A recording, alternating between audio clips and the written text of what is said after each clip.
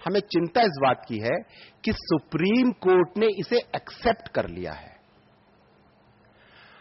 आप आदिवासी के लिए कोर्ट के दरवाजे बंद कर देंगे, एडमिनिस्ट्रेशन उनके लिए नहीं है, सरकार उनके लिए नहीं है, पुलिस उनकी रक्षा के लिए नहीं है।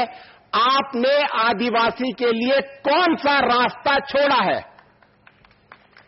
वो कहां जाए? मीडिया में उसकी कोई विजिबिलिटी नहीं है, कोई नहीं लिखता उसके बारे में। आदिवासी इस हेल्पलेसनेस की स्थिति में क्या होगा? अभी जनवरी 8 में 19 आदिवासियों को, जिसमें 15 पुरुष थे, 4 लड़कियां थीं, उनको घरों से निकालकर लाइन में खड़ा करके पुरुषों को गोली मार दी गई, लड़कियों को रेप करके उसके बाद स्टैब करके मारा। और फोटोज हैं जिसमें वो उसकी इंटेस्टाइन बाहर आ गई है। हमने कोर्ट में पूछा, भाई ये बताओ, तुम कह रहे हो एनकाउंटर था, एनकाउंटर में तो वो गोली मारते हैं, आप इधर से गोली मारते हैं, ये लड़कियों की इंटेस्टाइन क्यों बाहर आ गई? इन्हीं को क्यों स्टैब किया? आपने रेप किया और ये फर्जी एनकाउंटर है।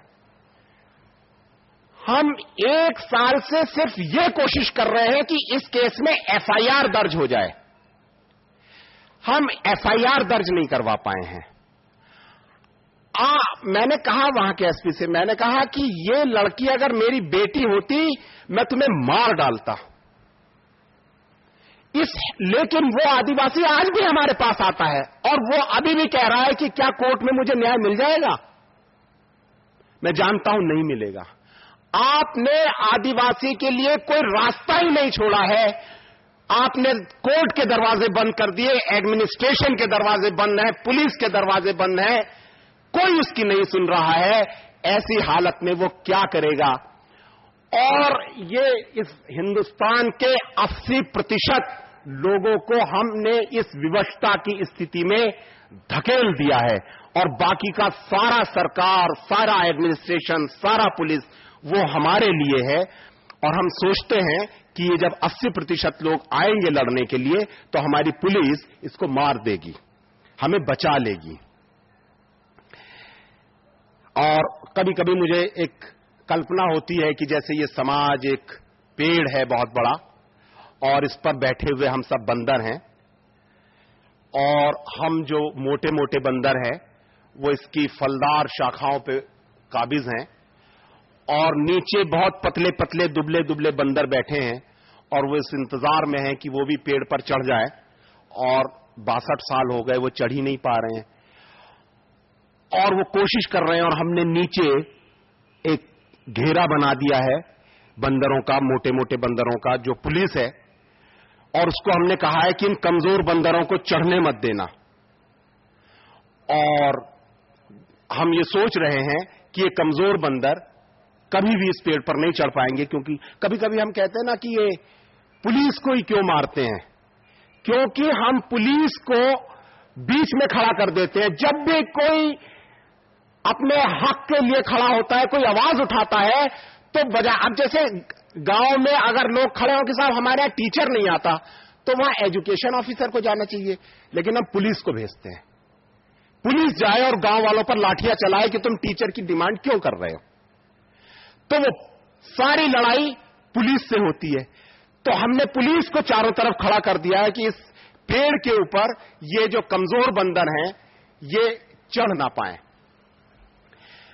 अभी मैं सेवाग्राम गया था, सेवाग्राम से लौटा हूं। वहां एक बहुत पुराने गांधीयन मुझे मिले। पहले वो बॉम्बे में मुझे मिले थे, बहुत बूढ़े हैं। उन्होंने आजादी की लड़ाई भी लड़ी, विनोबा जी के साथ काम किया, मेरे पिताजी के साथ। मैंने बॉम्बे में एक मीटिंग की, उसके बाद जब मैं बाहर निकला तो उन्होंने मेरा हाथ पकड़ लिया। तुम्हारा डेमोक्रेसी में यकीन है? मैं डर गया। मैंने कहा ये पिताजी से शिकायत करेंगे कि तुम्हारा लड़का आजकल बड़े रेडिकल भाषण देता है। तो मैंने कहा जी है। बोले मेरा नहीं है। वो व्यक्ति जो आजादी की लड़ाई गांधी जी के साथ लड़ा था, आज वो कह रहा है मेरा डेमोक्रेसी में यकीन नहीं है। मुझे बहुत धक्का लगा।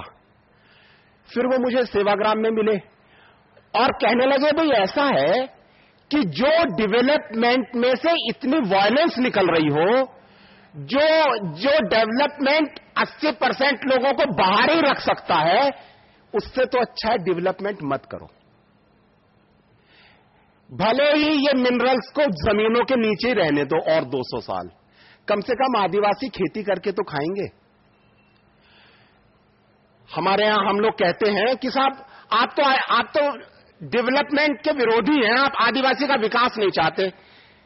उसका भी एक जरा सा वाकया सुना देता हूं। वहां पर एक एनएमडीसी है बेलाडीला दंतेवाड़ा में, नेशनल मिनरल डेवलपमेंट कॉर्पोरेशन, जो ये दावा करती है कि वो 50 करोड़ रुपया आदिवासियों के विकास के लिए खर्च करती है। एक हेलीकॉप्टर गिर गया था और जब भी पुलिस उनके पायलट्स वगैरह को ढूंढने जाती थी तो गांव वालों के साथ झगड़ा होता था। तो उनके फैमिली मेंबर्स हमारे पास आए और उन्होंने कहा कि हम उनके परिवार के सदस्यों को ढूंढने में मदद कर दें। हम बेलाडीला के जस्ट पीछे वाले गांव में गए और वहां उस गांव में हमने देखा 40 साल से ऊपर का कोई भी आदमी जिंदा नहीं है, सब कुपोषण से और बीमारी से मर जाते हैं।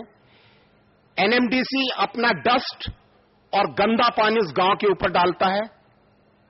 हमने पूछा कि इस गांव में कभी कोई बाहर का आदमी आया था? उनका हां, 2 साल पहले पुलिस आई थी। तो हमने कहा क्या किया? 40 घर जलाए।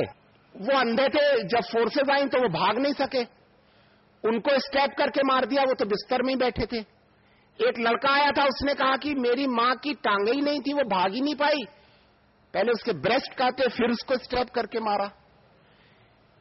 तो हम अगर आदिवासियों को सिर्फ इसलिए मार देंगे कि हमें उनकी जमीनें चाहिए, तो मैंने जैसे बताया कि 3 लाख आदिवासी जो जंगलों में छिपे हैं, और सलवा जुड़ुम के बाद पुलिस के रिकॉर्ड्स हैं कि नक्सलियों की संख्या में 22 गुना का इजाफा हुआ है।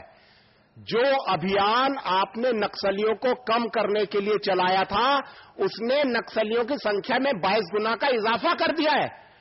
अब आप दोबारा फिर से फोर्सेस को भेज रहे हैं। अब जो वो 3 लाख आदिवासी जंगलों में बचे हैं, वो क्या बन जाएंगे, सोच लीजिए। और क्या आप इतने सारे लोगों को मार पाएंगे? मैंने वहां के एसपी साहब से कहा, मैंने कहा भाई, बस्तर के जंगलों में इतने सारे आदिवासियों को मारने के लिए तुमको कम से कम 50 साल लगेंगे, और इन 50 सालों में इनकी 2 नई पीढ़ी तैयार हो जाएंगी, और वो जो युद्ध के दौरान पैदा होंगे बच्चे, वो पूरी तरह लड़ाकू होंगे। तुम एक परमानेंट प्रॉब्लम के बीज बो रहे हो। आदिवासी के अधिकार को मान लो कि ये जमीन उसकी है, उसको इस पर से डिस्प्लेस मत करो, और अपना विकास का मॉडल उसके ऊपर मत थोपो। आपका विकास का मॉडल तो फेल हो चुका है। वो सिर्फ गांधी जी ने कहा था, तुम्हारा जो ये विकास का मॉडल है, इसमें से 2 चीजें निकलेंगी। एक तो निकलेगी वॉर, और दूसरा निकलेगा पर्यावरण का विनाश, और इन दोनों चीजों से तुम खत्म हो जाओगे। और ये हम देख रहे हैं, आदिवासी के जीवन में न कॉन्फ्लिक्ट है, न पर्यावरण का विनाश है, लेकिन हम अपने इस घमंड में कि हम सबसे श्रेष्ठ हैं और हमारे विकास के मॉडल को आदिवासी को मान लेना चाहिए, और अगर वो नहीं मानेगा तो हम पुलिस के बल से मनवाएंगे। मान, यही डेवलपमेंट होता है। अपनी जमीन दे, उखाड़ यहां से, क्योंकि तेरा डेवलपमेंट इसी बात में है कि हम तेरे यहां एक प्लांट लगाएंगे, हम तेरे सारे मिनरल्स को लेंगे, उसी में तेरा डेवलपमेंट है। और वो हमारी इस बात को मान नहीं रहा है। वो कह रहा है मेरा डेवलपमेंट कैसे होगा इससे, मैं नहीं हटूंगा। और उसका साथ देने के लिए कुछ लोग आ गए हैं, वो उनको अपना दोस्त समझ रहा है। अब आप सोच लीजिए, इन परिस्थितियों में आपको क्या करना चाहिए, जो करना चाहिए जिससे ये समस्या सुलझ सके। अगर आप प्रॉब्लम को बढ़ाना चाहते हैं तो आपकी मर्जी है, एक दिन आप ही को भुगतना होगा। Thank you.